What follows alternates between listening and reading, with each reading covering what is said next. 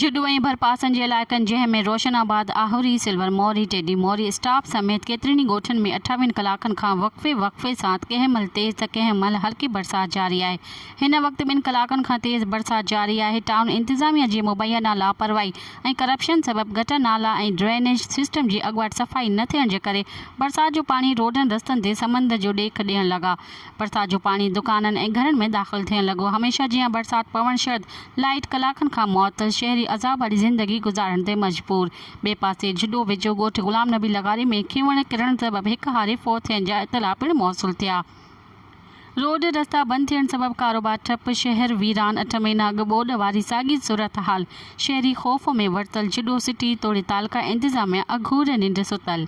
मज़ीद ख़बरनि ऐं तफ़सीलात लाइ विज़िट कयो असांजी वेबसाइट www.awamiNewsHD.com ऐं ॾिसंदा रहो अवामी न्यूज़ HD।